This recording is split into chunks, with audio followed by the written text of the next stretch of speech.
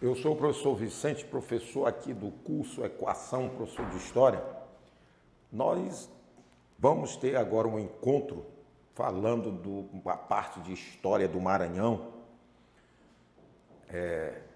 Maranhão, a parte de História do Maranhão muito exigida, como é frequentemente exigida no vestibular da UEMA, para aqueles alunos que vão fazer, né, o vestibular da UEMA em alguns cursos, na segunda etapa, por exemplo, a história específica é o caso do CFO para a Polícia Militar, é o caso da própria história, do direito. Então, o que nós vamos abordar hoje? A invasão holandesa no Maranhão, de 1641 a 1644.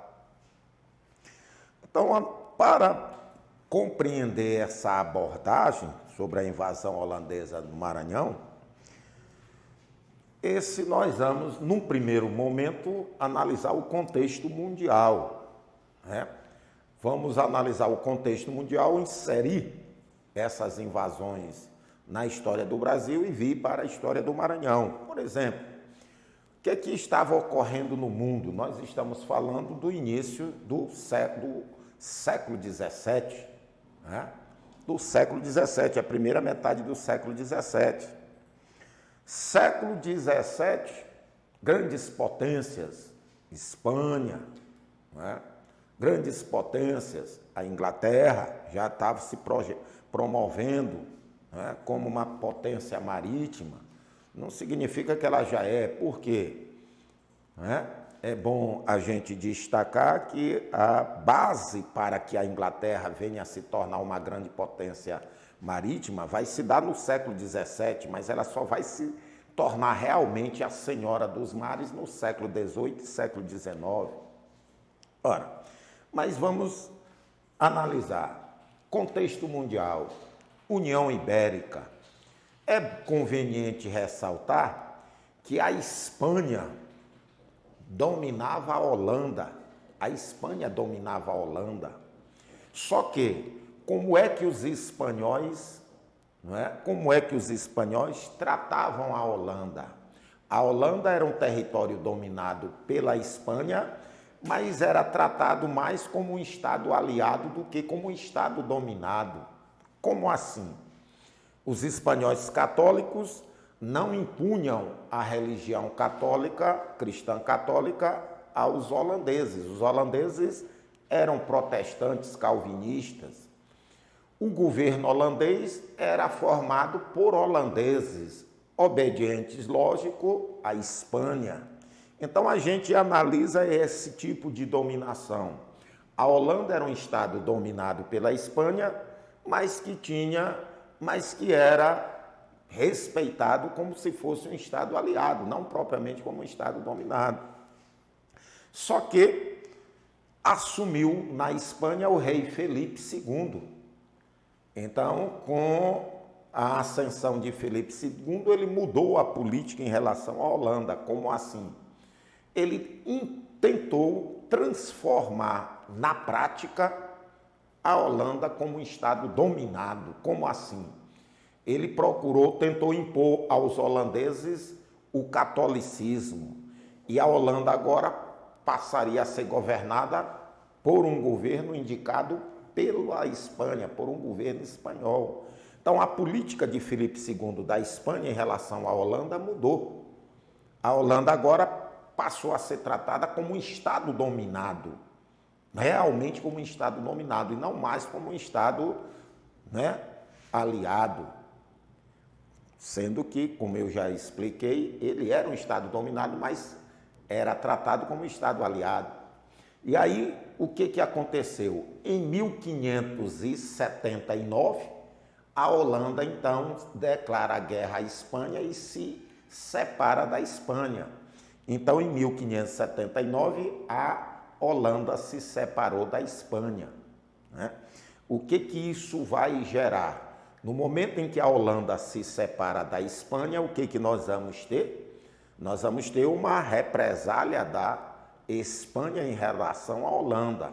Só que um ano depois, em 1580, esse Portugal cai sob domínio espanhol. É iniciada a União Ibérica. O que é a União Ibérica?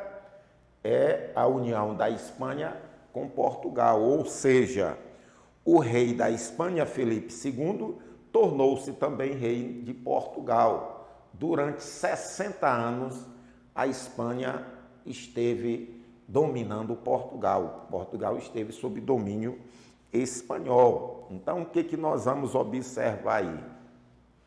Qual é a implicância disso? Por que houve essa União Ibérica? Nós já falamos em aulas anteriores. A União Ibérica ocorreu exatamente porque Dom Sebastião, o rei Dom Sebastião, morreu lutando em uma batalha lá na África, né? Na chamada Batalha de Alcaçequi, no Marrocos. Ele morreu em 1578. Como o rei Dom Sebastião de Portugal morreu, né? O tio-avô dele, o irmão do avô dele, assumiu, que era um cardeal, chamado Cardeal Dom Henrique, mas só que o cardeal já estava muito velho, né? Tempo depois ele morreu. Com a morte do cardeal, o trono ficou vago. E aí o rei da Espanha, Felipe II, disse: tenho direito ao trono de Portugal. Por quê? Porque ele tinha um vínculo de parentesco com o rei Dom Manuel. Como ele tinha um vínculo de parentesco com um rei de Portugal, um rei anterior, e ele disse: eu tenho direito ao trono. E assim, Felipe II da Espanha pegou uma esquadra, seus navios, e foi até Portugal e tomou o trono para ele. Então, em 1580, Portugal passava para o domínio espanhol e ficou sob o domínio espanhol até 1640. Né? Ficou até 1640. Então, o que aconteceu? O que isso tem a ver com a invasão holandesa? Os holandeses eram aliados econômicos dos portugueses no Brasil. Eram os holandeses que investiam no açúcar, eram os holandeses que transportavam açúcar, eram os holandeses que comercializavam açúcar, refinavam o açúcar e comercializavam. Então, eles tinham um lucro muito grande, havia essa aliança econômica entre os senhores de engenhos portugueses no Brasil e os holandeses. O açúcar era altamente lucrativo, tanto é que era chamado de ouro branco. E aí, o que vai acontecer? O que vai acontecer? Como a Espanha, a Holanda tinha se separado da Espanha, para prejudicar a Holanda, represália em razão da Holanda ter se separado da Espanha, o rei lança o chamado embargo espanhol. O que é o embargo espanhol? O embargo espanhol foi a proibição das colônias portuguesas e das colônias espanholas de comercializarem com os holandeses. Então, o governo espanhol, Felipe II, proibiu as colônias de Portugal e as colônias da Espanha de comercializar com os holandeses. Assim, a Espanha estava excluindo a Holanda do lucrativo comércio de açúcar. É isso que foi o embargo espanhol. A proibição imposta pela Holanda para as colônias, ou a proibição imposta pela Espanha, retifique, fique bem claro, o embargo espanhol, proibição imposta pela Espanha, proibindo as colônias da Espanha e as colônias de Portugal de comercializar com a Holanda, devido à Holanda ter se separado da Espanha. Essas guerras entre holandeses e espanhóis vão durar até 1648, por aí. E aí, qual foi a reação da Holanda? A Holanda estava sendo excluída do lucrativo comércio de açúcar. Então, a Holanda cria uma companhia chamada WIC, Companhia das Índias Ocidentais. Qual era a finalidade dessa companhia? Era invadir as colônias, né, de Portugal e da Espanha no mundo ocidental. A WIC tinha essa finalidade. Os navios da companhia roubavam produtos de navios portugueses, de navios espanhóis, qualquer navio português ou espanhol que eles pudessem pegar, eles pegavam, seja carregando ouro, prata, sal, drogas do sertão, açúcar, qualquer coisa, madeira para o Brasil, qualquer coisa. Resultado. E foi essa companhia, a Companhia das Índias Ocidentais, que promoveu a primeira invasão holandesa no Brasil, que foi na Bahia, em 1624. Então, em 1624, os holandeses invadem a Bahia. Só que houve uma resistência na Bahia, os baianos, os colonos portugueses na Bahia, usaram da tática de guerrilha. A Espanha enviou uma esquadra para ajudar os baianos contra os holandeses. Essa esquadra ficou conhecida como a Jornada dos Vassalos. Assim, os holandeses foram expulsos da Bahia em 1625. Só que, 5 anos mais tarde, a Wick, os holandeses tinham conseguido tomar um galeão espanhol, um navio carregado de prata, e com esse dinheiro, parte desse dinheiro, dessa prata, eles investiram numa nova invasão no Brasil. Em 1630, os holandeses invadem Pernambuco e invadiram Pernambuco e ficaram em Pernambuco até 1654. Então, até 1654, eles ficaram em Pernambuco. Convém nós destacarmos um aspecto importante. Em Pernambuco, um governador holandês se destacou, 1637 a 1644. Foi Maurício de Nassau. Maurício de Nassau é considerado historicamente como o melhor governador holandês no Brasil. Ele é considerado como o melhor governador holandês no Brasil. Então, o que acontece? Por quê? O que Maurício de Nassau fez? O conde Maurício de Nassau, nobre, ele emprestou dinheiro, concedeu crédito aos senhores de engenho em Pernambuco para eles recuperarem e reconstruírem seus engenhos e tocar a produção de açúcar. Ele forneceu escravos para os senhores de engenho. Então, ele concede crédito e mão de obra para os senhores de engenho, fomentando aí a produção de açúcar. Ele reurbanizou Recife, construiu canais, praças, Ele construiu fortes militares, praças, canais. Ele criou até um bairro que ficou conhecido como Cidade Maurícia. Ele promoveu a vinda de artistas e intelectuais para o Brasil, artistas que introduziram as ideias, os princípios renascentistas. Ele estimulou a cultura, ele era um verdadeiro mecenas, um amante da cultura. Ele criou até foi ele que vai trazer esses intelectuais para estudar a fauna e a flora brasileira, enfim. Então, outro importante, ele praticou a tolerância religiosa. Os holandeses eram protestantes, mas toleravam a religião dos portugueses pernambucanos, que eram católicos.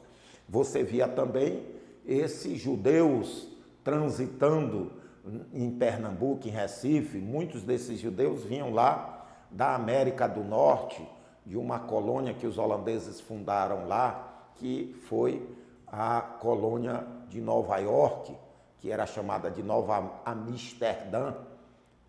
Depois é que vai ser tomada pelos ingleses e vai se chamar de Nova York. Enfim, o que eu quero mostrar é que o governo de Maurício de Nassau foi um governo que estimulou a cultura, foi um governo que reurbanizou Recife, foi um governo que praticou a tolerância religiosa, foi um governo que estimulou a produção. Então, o que acontece? Só que, em 1640, acaba a União Ibérica. Com o fim da União Ibérica, os holandeses vão continuar no Nordeste brasileiro, vão continuar no Brasil.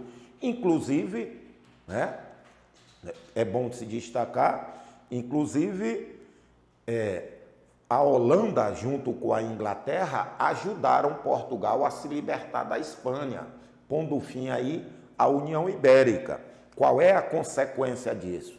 No momento em que a Holanda e a Inglaterra ajudam Portugal a se libertar da Espanha, é lógico que Portugal vai fazer a esses países concessões, inclusive tratados comerciais que vão beneficiar esses países e vão se tornar prejuízos aos portugueses. Então, com a Holanda, o que acontece? Portugal estabeleceu uma relação de amizade com a Holanda e fez um acordo permitindo que a Holanda, os holandeses, continuassem no Nordeste brasileiro, no Brasil, por mais 10 anos. Então, em 1641, houve esse acordo entre Portugal e a Holanda para que os holandeses continuassem no Brasil por mais de 10 anos. Esse acordo foi devido ao fato de que a Holanda tinha ajudado Portugal a se libertar da Espanha. Então, o que vai acontecer? Mas só que os holandeses não poderiam mais expandir os seus domínios dentro do Brasil, até porque a Holanda já dominava 7 das 14 capitanias do Brasil.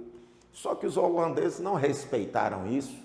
O acordo era que eles não deviam mais ampliar seu domínio dentro do Brasil. Eles resolvem, então, ampliar. Em 1641, o que vai acontecer? Os holandeses chegam ao Maranhão, né? Ou seja, os holandeses chegam ao Maranhão para quê? Numa tentativa, numa ação de ampliação dos seus domínios no Brasil, contrariando, lógico, o acordo feito entre Portugal e a Holanda. Então, chega aqui ao Maranhão, Jan Cornelis Lista, era o comandante holandês, junto com Coin Anderson, né? Jan Cornelis Lista, Coin Anderson e Peter Bas, ou Peter Boas. Então, esses indivíduos vieram nessa expedição, Jan Cornelis Lista, esse Coin Anderson, Peter Boas ou Peter Bas. Eles chegaram aqui com uma frota aproximadamente de 20 navios, né? Aliás, retifico, 18 navios, é o que está nos anais da história. 18 navios, 10 navios grandes e outros pequenos. Essa frota de 18 navios trazia cerca de 2.000 homens, né? 2.000 homens. E a história também registra cerca de 37 a 38 canhões, nessa faixa aí, mais de 30 peças de canhões. Então, era relativamente uma expedição, né, grande, 18 navios, sendo 10 grandes e outros 8 menores, 2.000 pessoas, mais de 30 peças de canhões, em torno de 37 ou 38. Quando eles chegam, né, o Maranhão, quem era São Luís nessa época? São Luís, nós estávamos na primeira metade do século XVII.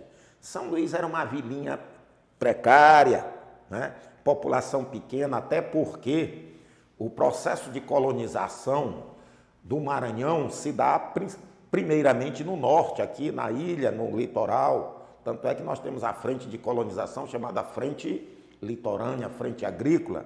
A ideia de Portugal, quando iniciou a colonização do Maranhão, era promover a colonização e a ocupação rapidamente, só que isso não ocorre, porque o crescimento vegetativo era pequeno, o Maranhão não era tão atrativo para colonos. Então, vieram famílias de Açores, vieram famílias de Cabo Verde, enfim, o crescimento vegetativo era pequeno porque havia uma alta mortalidade, né? Uma alta mortalidade, então o crescimento vegetativo pequeno. Por que essa alta mortalidade? Em função do próprio clima e das doenças, uma dessas doenças era a varíola. Resultado, então a nossa vila era pequena. grande parte da população era destinada a fazer a proteção da vila no Forte São Luís. Então, só que o número de pessoas que faziam a proteção da vila estavam engajados na defesa no Forte São Luís, que eu digo, nesse momento é o Forte São Felipe. Com a União Ibérica, mudou o nome para Forte São Felipe. Então, o que acontece? Quando os holandeses chegaram, eles vão dominar com uma certa, né, facilidade. Eles vão dominar o Maranhão com uma certa facilidade. Na época, o Maranhão era governado por Bento Maciel Parente. Bento Maciel Parente era o governador do Maranhão. Já com mais de 70 anos, ele foi, inclusive, esse massacrado, digamos assim, pela história que o chamou de covarde. Por quê? Porque não teve uma resistência tenaz contra o invasor holandês. O seu capitão queria até reagir, mas ele, né, impediu. Então, para alguns historiadores, ele agiu de forma covarde, era para ele ter resistido, e os holandeses dominaram assim com uma certa facilidade. E isso passa para a história como uma fraqueza do governador Bento Maciel Parente, mas podemos justificar por outro lado. Então vamos imaginar, o Forte São Luís tinha menos de 10 canhões, os holandeses chegam com mais de 30. Aqui nós tínhamos uma população que não chegava a 1.000 pessoas, os holandeses chegam com 2.000 pessoas. Então, e aí os holandeses também ainda tinham outra questão. Então nós tínhamos uma inferioridade bélica e tínhamos uma inferioridade numérica também em termos de aparato militar, E aí o que nós vamos observar? Os holandeses também usaram da artimanha, não vivi essa época, não estava eu nessa época, mas a história nos conta que era um dia, né, de trovoada, uma noite de trovoada, um dia, tempestade. Os holandeses então aportam ali naquela região do Desterro hoje, e o comandante disse que eles estavam ali apenas para passar a tempestade e para se reabastecer. O que eles tomassem de mercadoria, eles iam pagar. Esse foi o argumento dos comandantes holandeses. Nós estamos aqui só para passar essa tempestade, o que nós levarmos daqui de mantimento, para nos reabastecer, nós vamos pagar. Era só, digamos assim, um migué, porque na verdade eles vieram dominar. E também havia outra questão. Quando a Holanda ajuda Portugal a se separar da Espanha, as ordens que vieram lá de Portugal era para que os holandeses fossem considerados aqui amigos e não inimigos. Inimigos seriam os espanhóis. Então isso facilita, logicamente, a dominação de São Luís do Maranhão pelos holandeses.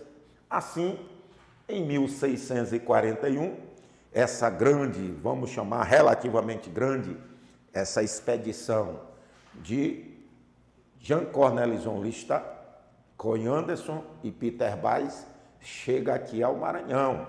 E lógico, expedição essa que vinha com um grande poder. Nessa expedição também vieram alguns franceses que já tinham, não é, vindo aqui na época da invasão francesa no Maranhão, na época da França equinocial. Então eles já estavam familiarizados com o trajeto. Então alguns franceses ajudaram os holandeses. Então quando os holandeses chegam aqui, né, o que eles fazem? Eles adotam medidas diferentemente daquelas que Nassau adotou lá em Pernambuco. Nós já vimos que a política nassauviana foi uma política marcada pelo estímulo à produção, pela tolerância religiosa, pela reurbanização de Recife, pelo incentivo à cultura. Já no Maranhão, essa não é, essa política adotada pelos holandeses diferiu totalmente daquela praticada lá em Pernambuco. O que é que os holandeses fazem? Depois de tomarem o forte, o que é que os holandeses fazem? Eles então, tomaram o forte, confiscam a produção de açúcar e depois de um certo tempo eles confiscam a produção de açúcar. Existiam cerca de 5.000 arrobas de açúcar produzido, eles já confiscaram, tomaram o açúcar, até porque era o grande produto, né, de interesse dos holandeses. Eles não vieram aqui só pelo açúcar, principalmente pelo açúcar. Eles queriam qualquer produto que pudesse, ser comercializado e gerar lucro, as drogas do sertão, o sal, o algodão, enfim. E vieram até também na esperança, quem sabe, de encontrar ouro por aqui. Então, resultado, eles confiscam a produção de açúcar, eles tomam propriedades, os engenhos que existiam na ilha de São Luís e, no Vale do Itapecuru, foram tomados pelos holandeses, propriedades foram confiscadas, o açúcar produzido foi confiscado, eles invadiram igrejas, saquearam igrejas, os objetos de valor, seja de prata ou ouro, eles tomaram, invadiram igrejas, saquearam, fecharam as igrejas, proibiram as missas, o que prova que, no momento em que eles proíbem as missas, no momento que eles invadem igrejas, o que vai acontecer? Invadir, saquear e fechar as igrejas e proibir missas, dá claramente, expresso que os holandeses querem impor aos maranhenses o protestantismo, o calvinismo, até porque eles eram também protestantes. Então, há uma tentativa de impor o calvinismo, o protestantismo.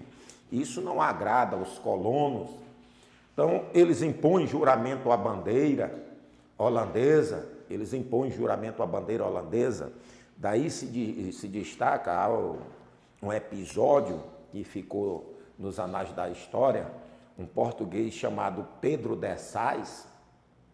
Esse português chamado Pedro de Sais teria, se negado a jurar a bandeira holandesa. As palavras dele, de acordo com a história, é que sou homem de uma só palavra, já jurei fidelidade à bandeira portuguesa, não jurarei fidelidade à bandeira holandesa. Isso gerou um espanto.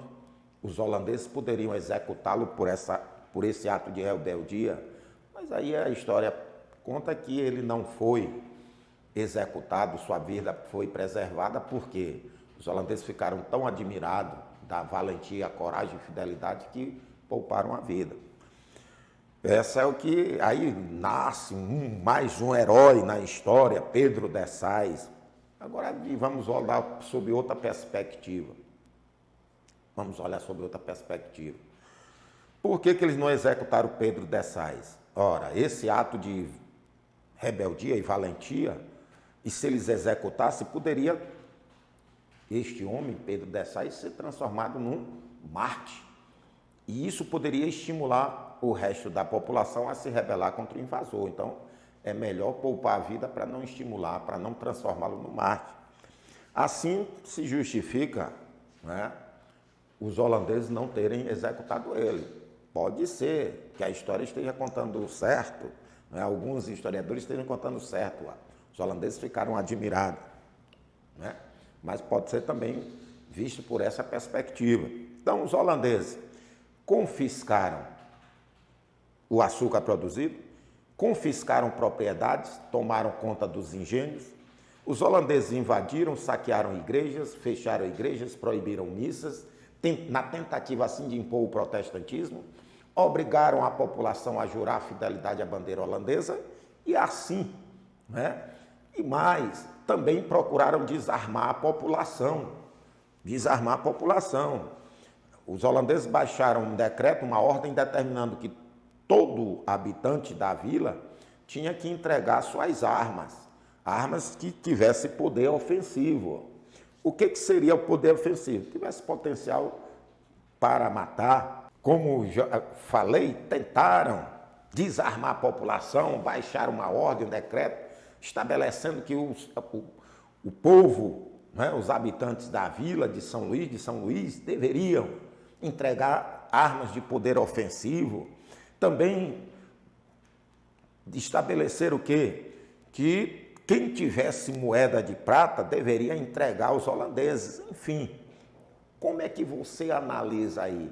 O que aconteceu com o governador Bento Maciel Parente?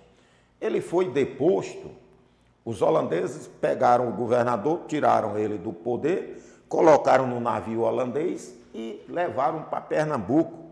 O governador teria morrido durante a viagem. Outros dizem não, que ele morreu num forte lá em Pernambuco. Já outros dizem que ele morreu durante a viagem. Sabe-se é que ele morreu, não é? Resultado. Então essa foi a política holandesa. O governador foi deposto, igrejas foram saqueadas, invadidas, saqueadas, igrejas foram fechadas, missas foram proibidas, tentaram impor o protestantismo aos maranhenses, o calvinismo, não é? Saquearam propriedades, invadiram propriedades, confiscaram açúcar produzido, impuseram juramento à bandeira holandesa, tentaram desarmar a população, enfim. Toda essa política holandesa, nós podemos resumir como era uma política, eu posso resumir dessa forma, uma política de violência,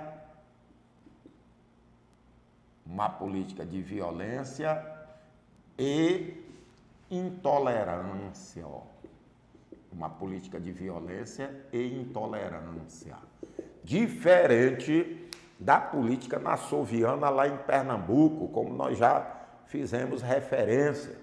Diferente da política de Nassau em Pernambuco, a política, né, holandesa no Maranhão vai se caracterizar por uma política marcada pela violência e pela intolerância. Ora, e aí é essa política caracterizada pela violência e pela intolerância que vai fazer com que os jesuítas se unam aos colonos e, com algumas tribos indígenas aliadas, né, lutam contra os holandeses. Então, na região ali do Itapecuru, foi fundado o Forte Calvário do Calvário, né, local de batalhas entre holandeses e portugueses, maranhenses. Então, na expulsão dos holandeses, os jesuítas se unem aos colonos e mais, com apoio de algumas tribos indígenas, vão lutar contra o invasor holandês, né? Aí nós temos alguns aspectos curiosos. Primeiro, alguns índios não lutam também do lado dos holandeses? Sim. Essa é uma característica da política, né, de dominação europeia na América. Isso não está relacionado só ao Brasil, mas sim nas colônias espanholas, nas colônias portuguesas, nas colônias de Portugal. Os europeus, eles utilizaram, se beneficiaram dessa rivalidade tribal. Então, o que eles faziam? Eles procuravam ver quem era rival de quem, se aliavam a alguns índios para combater outros. Isso ocorre aqui na invasão francesa, quando os portugueses eram apoiados por um grupo de índios e os franceses apoiados por outro grupo. Assim também aqui.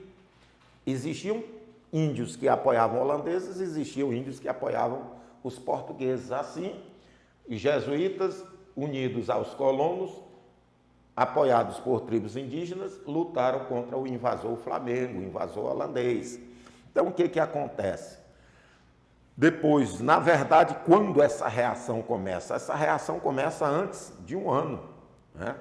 Em 1642, os maranhenses se rebelam contra o invasor holandês. Então, desde 1642, que os holandeses, né, os maranhenses, começaram a combater os holandeses. E uma das práticas, né, desse combate, eles adotaram o que os brasileiros já adotaram antes, a guerrilha. Uma forma de luta contra os holandeses foi a guerrilha. Né? O que é a guerrilha? Os baianos utilizaram a guerrilha contra o invasor holandês. Os pernambucanos utilizaram a guerrilha contra o invasor holandês. Os maranhenses também utilizaram esse método contra o invasor holandês. Consiste em quê? O que é a tática da guerrilha? Consiste em atacar o inimigo por emboscada. Ataque por emboscada. Ora, por que essa tática? Geralmente é quando, se um lado é mais fraco e o outro mais forte, esse lado mais fraco seria a opção da guerrilha. Atacar por emboscada, atacar e se esconder, atacar e se esconder. Aí vai minando o poder do inimigo. Resultado. Dessa forma, os holandeses foram sendo enfraquecidos, até porque uma parte daqueles 2.000 holandeses que chegaram voltaram para Pernambuco. Né? Voltaram para Pernambuco, Jean Cornelison volta para Pernambuco, uma parte dos holandeses voltou para Pernambuco, levaram o governador maranhense Bento Marcelo Parente, como eu falei, teria morrido na viagem, e aí o que vai acontecer? Eles deixaram aqui, quem então ficou no comando? Ficou um indivíduo chamado Peter Bas, ou Peter Boas. Ele ficou no comando do Maranhão, né? Impondo aqui o domínio holandês. Então, o que vai acontecer?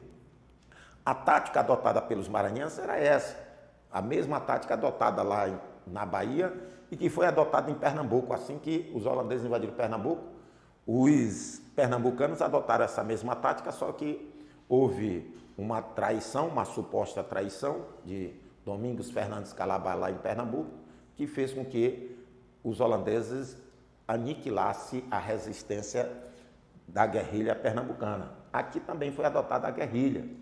Minados, os holandeses vão ter a grande derrota, que vai ser a Batalha do Outeiro da Cruz. Ó. É uma Batalha do Outeiro da Cruz. Ó.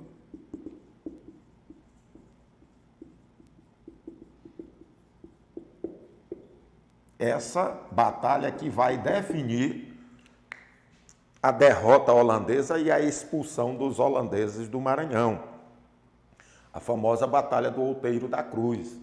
Eu posso até fazer uma alusão dizendo que a Batalha do Outeiro da Cruz está para a expulsão holandesa, assim como a Batalha de Guaxenduba está para a expulsão francesa. Posso até fazer essa comparação. Então, o que acontece?